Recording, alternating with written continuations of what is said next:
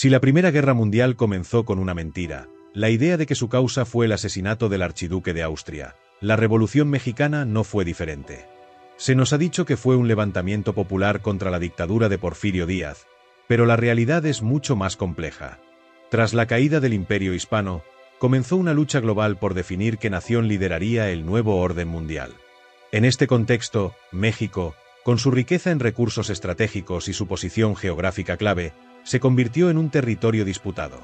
Su vecino del norte, Estados Unidos, una potencia emergente, aprovechó la balcanización de los territorios americanos del Imperio Hispano para impulsar su desarrollo industrial mediante la explotación de estos nuevos territorios fragmentados. Hoy analizaremos las verdaderas causas de la Revolución Mexicana, más allá del mito oficial, y cómo ésta se inscribe dentro de un conflicto político global.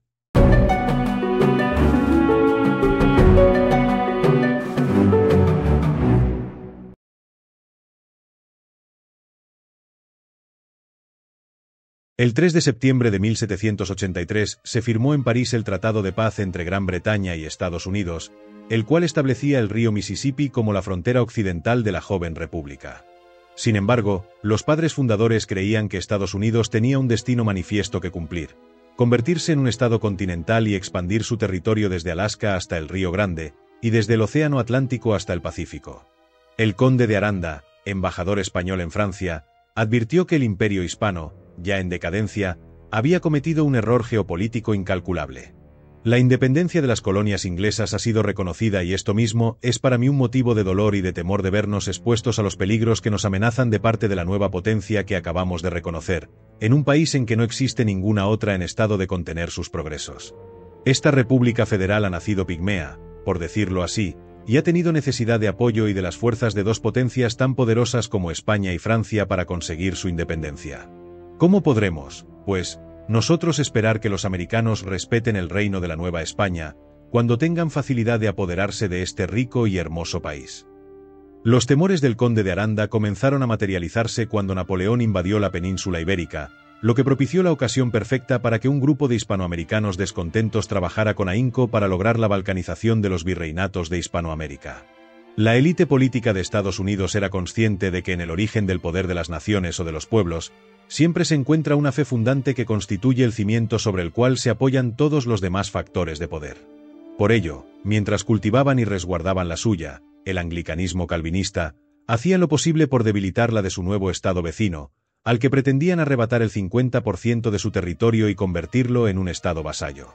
A diferencia de Simón Bolívar, formado en el pensamiento de la Ilustración anticatólica, Agustín de Iturbide, de tradición católica, proclamó la emancipación de la América septentrional en 1821. 300 años hace la América septentrional de estar bajo la tutela de la nación más católica y piadosa, heroica y magnánima. España la educó y engrandeció, formando esas ciudades opulentas, esos pueblos hermosos. Los daños que origina la distancia del centro de su unidad, y que ya la rama es igual al tronco, han llevado a que la opinión pública y general de todos los pueblos sea la de la independencia absoluta de España y de toda otra nación. No le anima otro deseo al ejército que el de conservar pura la santa religión que profesamos y hacer la felicidad general. Para 1824, Estados Unidos ya trabajaba en la consecución de sus planes estratégicos en México, los cuales pueden resumirse en 3 puntos. Primero, destruir su fe fundante, logrando que los gobiernos mexicanos extirparan el catolicismo de la población. Segundo, expandir su frontera hasta el Río Grande, lo que para México significaba la pérdida del 50% del territorio heredado del Imperio Hispano. Tercero, impedir que la clase política aplicara aranceles proteccionistas a la industria mexicana, favoreciendo así la producción estadounidense. El científico alemán Alexander von Humboldt, quien había estado viajando por la Nueva España, proporcionó información valiosa al presidente Jefferson en la primavera de 1804. Gracias a esto, el ejército de Estados Unidos pudo planificar cuidadosamente la invasión de México. Así, en marzo de 1847, la Marina estadounidense tomó el puerto de Veracruz y desembarcó 8.500 soldados, quienes avanzaron triunfantes hasta la capital de la República. En 1848, México se vio obligado a firmar el Tratado de Guadalupe Hidalgo, por el cual perdió 2.7 millones de kilómetros cuadrados, equivalentes al 60% de su territorio. El 19 de agosto de ese mismo año, The New York Herald anunció el descubrimiento de oro en California, ahora parte de Estados Unidos, lo que dio origen a la fiebre del oro y financió el ferrocarril transcontinental. En 1901, comenzó a manar petróleo en Texas, también arrebatado a México, marcando el nacimiento de dos de las compañías petroleras más grandes del mundo, Exxon y Texaco. Estados Unidos se apropió de vastos territorios ricos en petróleo y oro, recursos que permitieron su acelerado desarrollo industrial, mientras que México, fragmentado, veía reducida su capacidad de crecimiento. Entre 1855 y 1863, los gobiernos de Juan Álvarez, Ignacio Comonfort y Benito Juárez promulgaron las llamadas leyes de reforma, dirigidas para establecer la separación entre la Iglesia y el Estado. Intentaron disfrazar una guerra religiosa con la máscara de un laicismo liberal, prohibiendo ceremonias fuera de las iglesias y expulsando a monjas y frailes. Paralelamente, obligaron a la división de las propiedades comunales indígenas. En palabras de José Vasconcelos Calderón, las comunidades indígenas que, desde los tiempos de la corona, disfrutaban de tierras apartadas para su servicio fueron obligadas a fraccionar, los vecinos comenzaron a vender, y arrojadas las tierras de comunidad al mercado, el latifundista más inmediato las compró a vil precio y los indios vieron empeorada su suerte. El latifundismo, a partir de la Reforma, comenzó a ser predominantemente extranjero. La Reforma, pues, proletarizó a las comunidades indígenas. Y es una ironía dolorosa considerar que fue Juárez, un indio, quien privó de sus tierras a sus compatriotas, que la ley española había elevado a la categoría de propietarios. Para 1876, Porfirio Díaz tomó las riendas del poder en México, en el que permanecería por más de 3 décadas. Con Díaz, el Estado mexicano terminó de consolidarse copiando esencialmente el esquema europeo y adaptándolo a la revolución industrial, que en Europa transformaba las sociedades y en México daba sus primeros pasos. Esta revolución económica impuso la dicotomía entre proletarios y capitalistas, desencadenando huelgas, rebeliones e inversión extranjera, que contribuyeron a la reconstrucción del país, pero también generaron una deuda externa que convirtió a México en un país dependiente del capital extranjero. Antes de la caída de Díaz, inversionistas y banqueros externos controlaban el 90% de las principales ramas económicas del país. Oficialmente, la Revolución Mexicana fue un conflicto armado iniciado en 1910 como consecuencia del descontento popular hacia la dictadura de 30 años de Porfirio Díaz. Comenzó con el levantamiento liderado por Francisco Madero y culminó con la promulgación de la Constitución de 1917 bajo Venustiano Carranza. Durante este periodo, múltiples facciones lucharon por el poder en un conflicto supervisado, financiado y armado por Estados Unidos, mientras que espías alemanes, ingleses y rusos operaban en México, defendiendo sus respectivos intereses imperiales.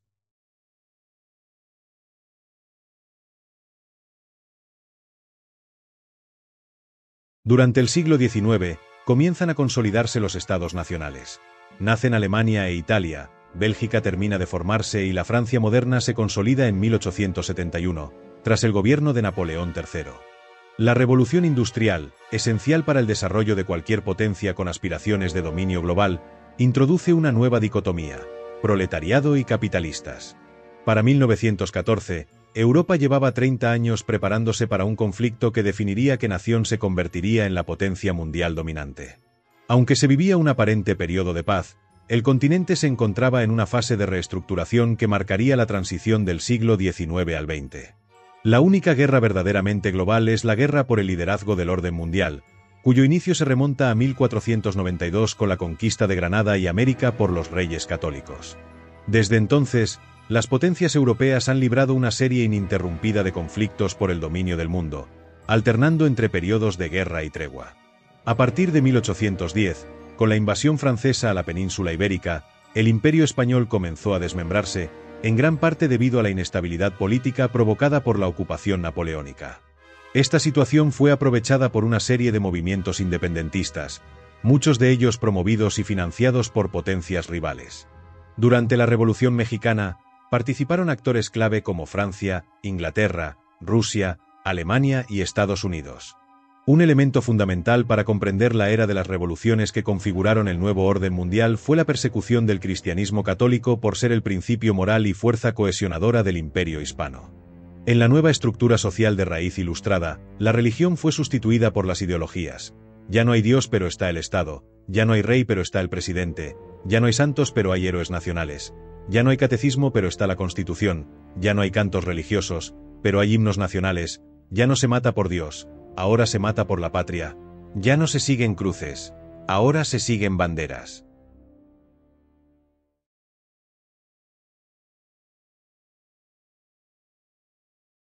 La mal llamada Revolución Mexicana fue, en realidad, un golpe de Estado contra el gobierno de Porfirio Díaz, con capital, armas y órdenes provenientes de Estados Unidos, para establecer un gobierno vasallo que satisfaciera sus objetivos estratégicos.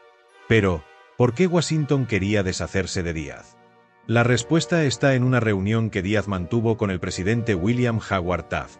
En ella Taft le expuso sus deseos de que México dejara de dar asilo al expresidente nicaragüense José Santos Zelaya, derrocado por Estados Unidos.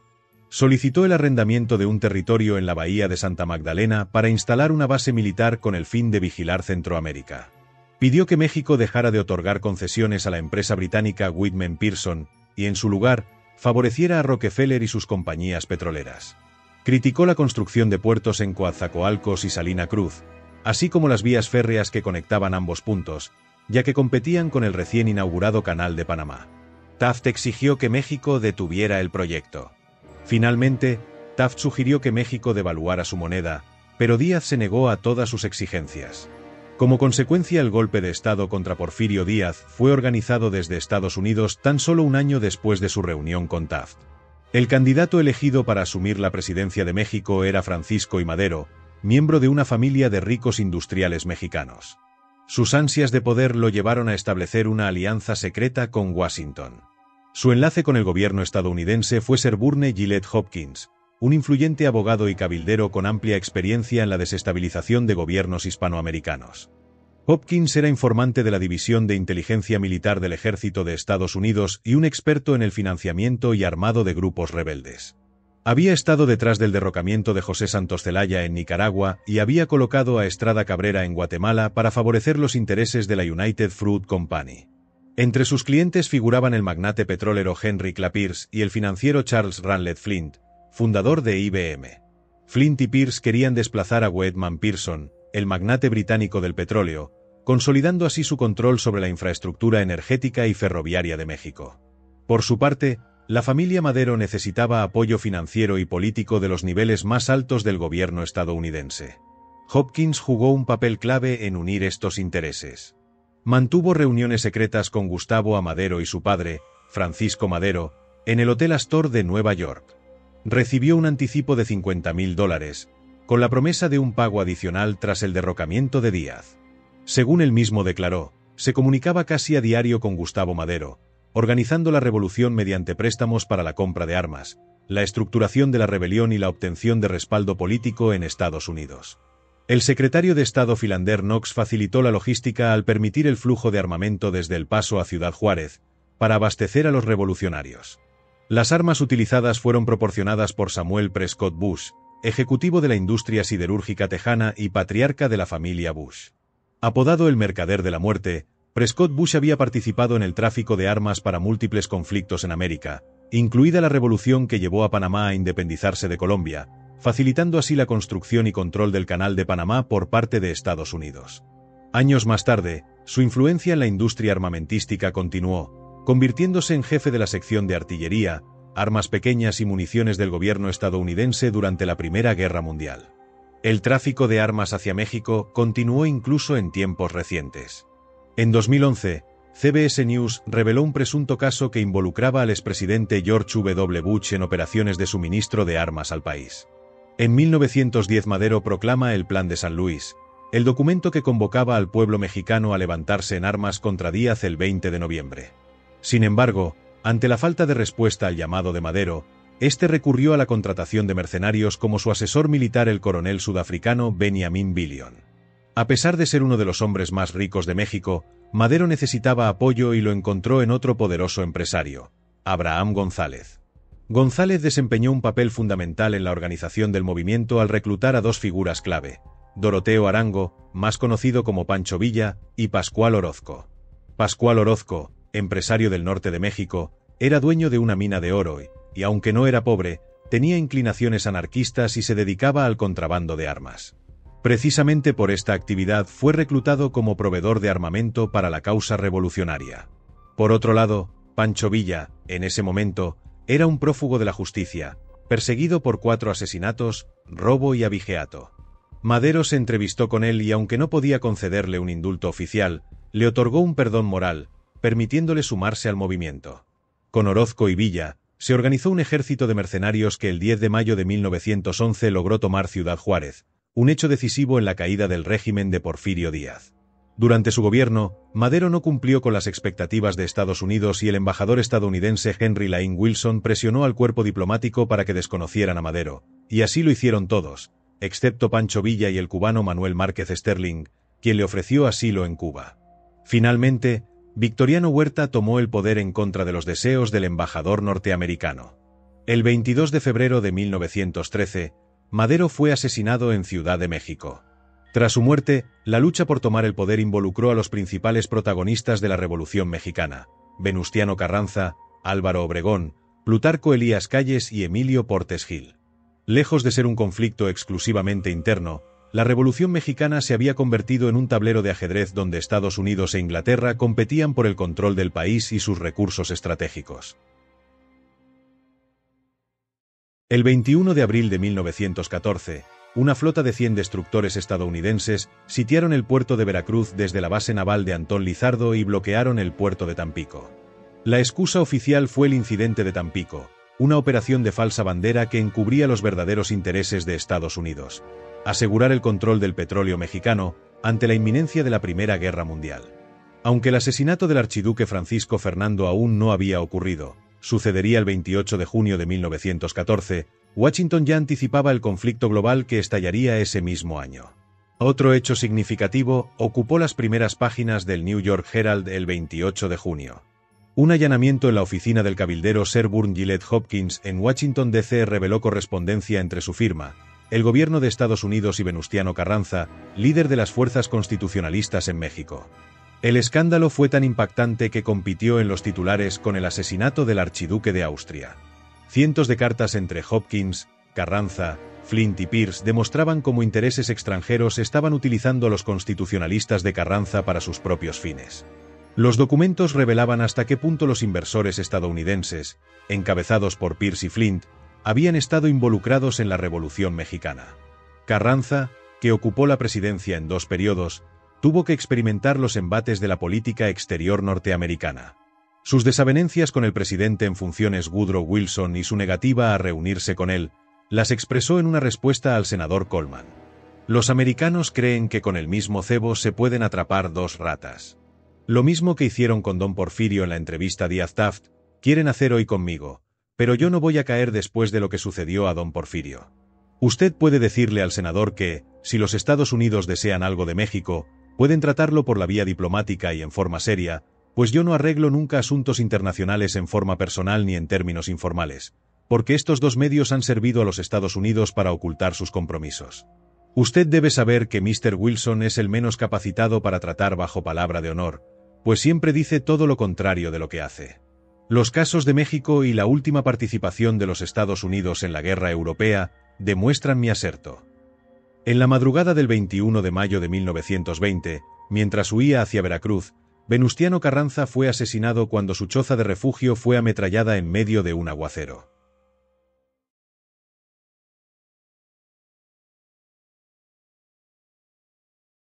El 9 de mayo de 1915, en las marquesinas del Lyric Theatre de Nueva York, se estrenó La vida del general Villa, una película que revelaba un aspecto poco conocido de la Revolución Mexicana.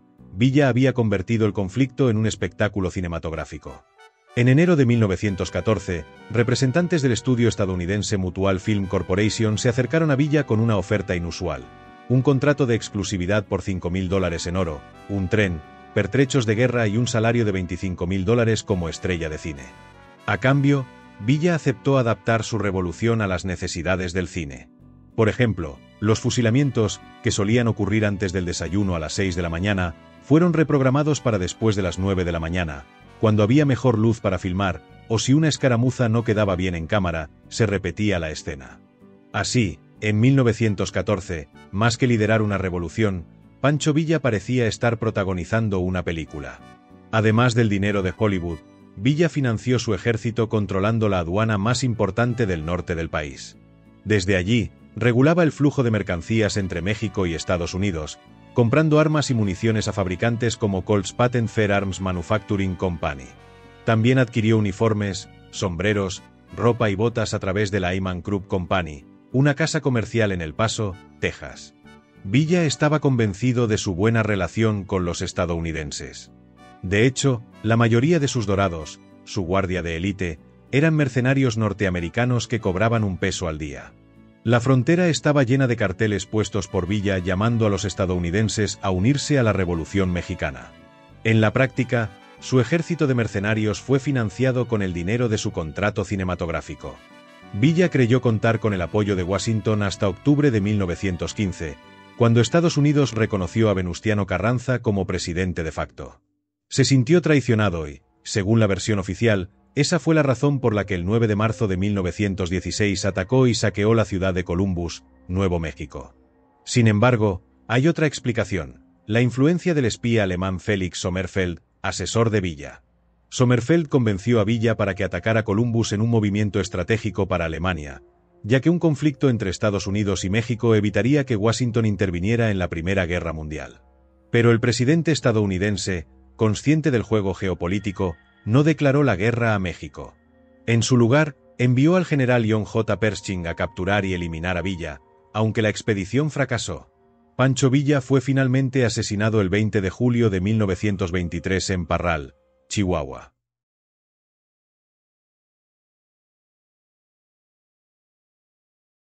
Emiliano Zapata Salazar traía su propio problema agrario en el sur, que no tenía nada que ver con el resto de la llamada revolución. Tiene un problema muy simple: el pueblo de Anenecuilco está siendo despojado de sus tierras por la hacienda del hospital. Zapata tiene un título de propiedad comunal de tierras del pueblo de Anenecuilco, una escritura que dice que las tierras le pertenecen a los pobladores de Anenecuilco firmada por el virrey de la Nueva España Luis de Velasco. Es posible que Zapata, que hablaba español y náhuatl, fuera de los pocos revolucionarios íntegros de toda la Revolución Mexicana. En diciembre, tras la ruptura con Venustiano Carranza, que representaba a la burguesía agraria del norte, las tropas campesinas de Villa y Zapata entraron triunfantes a la Ciudad de México, enarbolando los estandartes de la Virgen de Guadalupe, patrona de los pueblos indígenas. Fue en esos días que Zapata se negó a sentarse en la silla presidencial. Yo no lucho por esto. Lucho por las tierras para que me las devuelvan. Mientras tanto, en el norte, Pancho Villa tomó Zacatecas en junio de 1914, precipitando la caída de Victoriano Huerta. Este huyó a España, donde lo esperaban agentes secretos del Kaiser Guillermo II. Alemania le ofreció apoyo financiero, armas y un submarino para que regresara a México y retomara el poder, con la esperanza de asegurar el petróleo mexicano como recurso estratégico para la Primera Guerra Mundial. Huerta aceptó el plan y zarpó rumbo a Nueva York. Desde allí, tomó un tren hacia la frontera mexicana, pero a pocos kilómetros de cruzar, fue arrestado por los Rangers de Texas. Encarcelado en Estados Unidos, murió poco después de cirrosis hepática. Durante 1915, Emiliano Zapata comenzó a reestructurar Morelos de acuerdo con los principios del Plan de Ayala. Redistribuyó las tierras de las haciendas entre los campesinos y permitió que los consejos de las aldeas administraran sus propios asuntos locales. A diferencia de otras regiones del país, donde la guerra había devastado la producción agrícola, en Morelos los campesinos priorizaron los cultivos de subsistencia como maíz, frijol y hortalizas en lugar de cultivos comerciales. Como resultado, mientras la Ciudad de México enfrentaba una crisis alimentaria, los campesinos de Morelos tenían más comida que en 1910 y a precios más bajos. En enero de 1917, el famoso telegrama Zimmermann fue enviado por el gobierno alemán al presidente Venustiano Carranza, a través del ministro de Relaciones Exteriores, Cándido Aguilar. En el mensaje, Alemania proponía una alianza con México en la Primera Guerra Mundial, ofreciéndole apoyo militar y financiero a cambio de dos condiciones: invadir Estados Unidos y convencer a Japón de unirse a la ofensiva para atacar conjuntamente el territorio estadounidense. Como recompensa, Alemania prometía a México la recuperación de los territorios perdidos en 1848, mientras que Japón se quedaría con California. Sin embargo, el telegrama fue interceptado por los servicios de inteligencia británicos y entregado al gobierno de Estados Unidos antes de que llegara a Carranza. Finalmente, México no participó en la guerra, pero el incidente fue clave para que Estados Unidos entrara en el conflicto mundial. En diciembre de 1918, las tropas carrancistas, bajo el mando de Pablo González, lanzaron una ofensiva en Morelos, logrando tomar la mayor parte del estado y obligando a Zapata a replegarse. En respuesta, Zapata publicó declaraciones acusando a Carranza de simpatizar secretamente con Alemania. El 10 de abril de 1919, Emiliano Zapata fue asesinado en una emboscada en la hacienda de San Juan, en Chinameca, municipio de Ayala. Su muerte marcó el fin del movimiento zapatista y dejó un legado imborrable en la lucha por la tierra en México.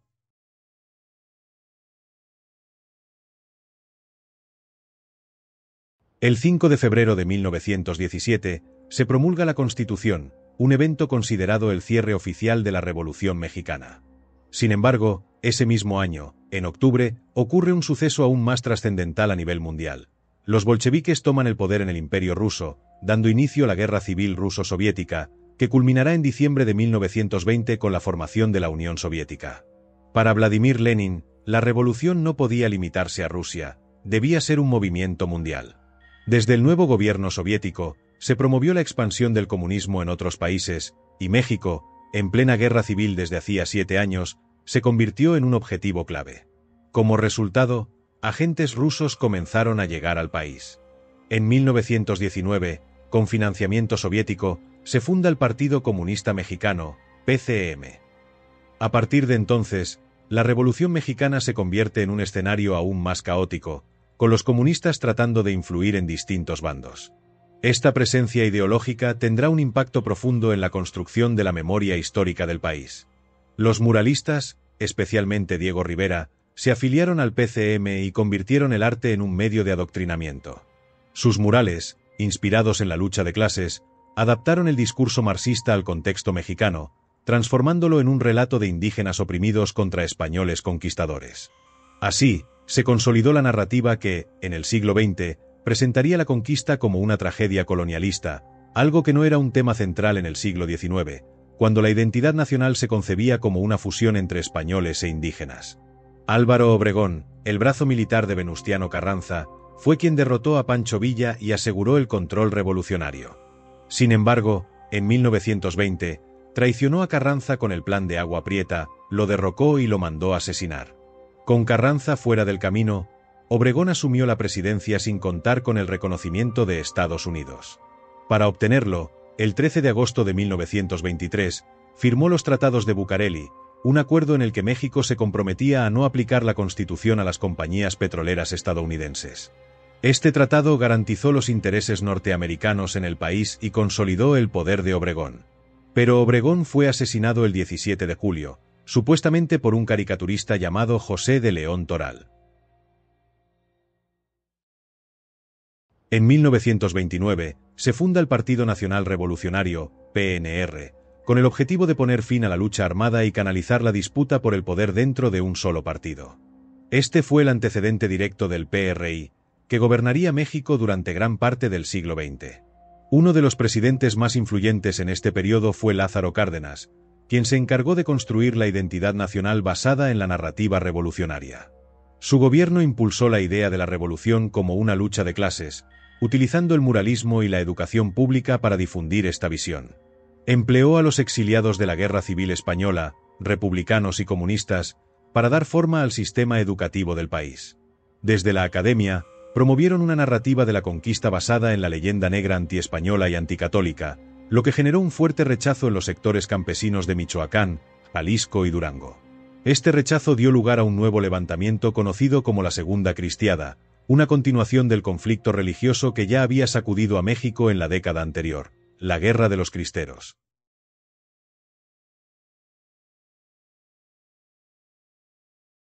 Los padres fundadores de Estados Unidos siempre supieron que la religión era la base de toda moral sólida fundadora de las naciones, de ahí que en su testamento Washington afirmara: la religión y la moral son apoyos necesarios para fomentar las disposiciones y las costumbres que conducen a la prosperidad de los estados. En vano se llamaría patriota el que intentase derribar estas dos grandes columnas de la felicidad humana, donde tienen sostén los deberes del hombre y del ciudadano. Por mucho que se influya en los espíritus de una educación refinada, la razón y la experiencia nos impiden confiar que la moralidad nacional pueda existir eliminando los principios de la religión. Dentro del vasto imperio hispanoamericano, ningún virreinato abrazó la fe católica con más fervor que Nueva España. Esta devoción, arraigada en la identidad del pueblo, llevó a indígenas y campesinos harapientos a empuñar las armas contra el ejército mexicano cuando el gobierno intentó erradicar su religión de raíz. En 1924, Plutarco Elías Calles asumió la presidencia de México con un objetivo declarado: desfanatizar a las masas. De origen humilde, su única trayectoria laboral había sido el empleo público, destacando como gobernador de Sonora, un estado fronterizo con Estados Unidos, pero cuando llegó a la presidencia ya era un hombre rico. El 14 de junio de 1926, promulgó la Ley de Tolerancia de Cultos, cuyo nombre resultó irónico, pues lejos de fomentar la tolerancia, cerró escuelas religiosas, limitó el número de sacerdotes y dejó amplias regiones sin acceso a servicios religiosos. El conflicto estalló en agosto de 1926, tras el asesinato del cura de Chalchihuites y de 3 seglares católicos. La indignación popular llevó a un alzamiento en Zacatecas, al que pronto siguieron Huejuquilla y otros 64 focos de rebelión. La guerra se propagó rápidamente por Jalisco, Guanajuato, Guerrero, Michoacán y Zacatecas, encabezada por los más humildes, campesinos mestizos e indígenas. El México católico e hispanista se levantó en armas contra un gobierno que, dominado por la pequeña burguesía universitaria liberal y marxista, buscaba desarraigar la fe fundante del pueblo, heredada del antiguo imperio hispano. En sus inicios, el movimiento cristero fue predominantemente rural, conformado por campesinos indígenas y mestizos. Sin embargo, con el avance de la guerra, se transformó en una lucha policlasista y polirracial, incorporando a obreros, sectores de la clase media criolla e incluso algunos hacendados ricos. Algunos capellanes asumieron el liderazgo militar de grupos de campesinos, mientras que las monjas desempeñaron un papel crucial en la logística del movimiento. Se encargaban de suministrar alimentos, vestimenta y alojamiento a los combatientes e incluso crearon una red de espionaje para informar sobre los movimientos del Ejército Federal. Además, surgieron las brigadas femeninas, encargadas de transportar armas, municiones, alimentos y brindar refugio a los perseguidos. Su labor implicaba un riesgo constante, y muchas mujeres fueron torturadas, vejadas y asesinadas por su participación en la causa cristera. Las mujeres de clase alta también jugaron un papel fundamental. Vendieron sus joyas y desviaron dinero de sus maridos para financiar la guerra, asegurando así la continuidad del movimiento. Uno de los líderes más carismáticos del levantamiento fue Anacleto González Flores, conocido por los indígenas como Maestro Cleto. Para él, los gobiernos pseudo-revolucionarios no eran más que sirvientes de Estados Unidos, y la guerra cristera representaba un capítulo más en la resistencia contra el imperialismo anglosajón calvinista. En abril de 1927 fue capturado y torturado hasta la muerte. A lo largo del conflicto, los cristeros lograban victoria tras victoria en el campo de batalla, pero el ejército federal respondía con brutalidad: ejecuciones masivas de prisioneros, masacres de civiles, saqueos, violaciones e incendios de pueblos y cosechas. Tras 3 años de guerra, en 1928, el saldo era devastador: 25.000 cristeros y 60.000 soldados federales muertos. A pesar de la feroz represión, los insurgentes lograron controlar un vasto territorio en el centro de México, al punto de redactar una constitución para una república cristiana. Para erradicar la rebelión, el general Tomás Garrido Canaval creó un grupo paramilitar conocido como los Camisas Rojas, compuesto por jóvenes fanatizados que recorrían las ciudades asesinando líderes católicos y allanando hogares humildes. El historiador Carlos Pereira describió con crudeza la verdadera naturaleza del régimen posrevolucionario. Aquel gobierno de enriquecidos epicúreos empezó a cultivar simultáneamente 2 amores, el de Moscú y el de Washington. La colonia era de 2 metrópolis, o más bien, había una sucursal y un protectorado. Útil, porque imitando al ruso en la política antirreligiosa, se complacía al anglosajón. Finalmente, la rebelión llegó a su fin no solo por la represión, sino también por la intervención extranjera y la traición interna. El embajador estadounidense Dwight Morrow y el agente de inteligencia Edmund Walsh negociaron con el alto clero, logrando que 2 obispos convencieran a los cristeros de deponer las armas. Desarmados y traicionados, los combatientes se convirtieron en presas fáciles para el Ejército Nacional, que entre 1929 y 1935 llevó a cabo una cacería de los líderes cristeros y sus seguidores, torturando y asesinando a 5.000 de ellos. Un artículo del Debate firmado por Emilio Miñana del 22 de agosto de 1926 decía: «En el nuevo continente se hallan frente a frente 2 razas, la hispana y la anglosajona. Luchan pacífica y constantemente por el predominio. Un avance del idioma inglés, una adulteración por introducción de una palabra inglesa en el idioma corriente hispanoamericano, es una victoria anglosajona y una derrota hispana, lo mismo una reforma legislativa, lo mismo una alteración en la actividad religiosa.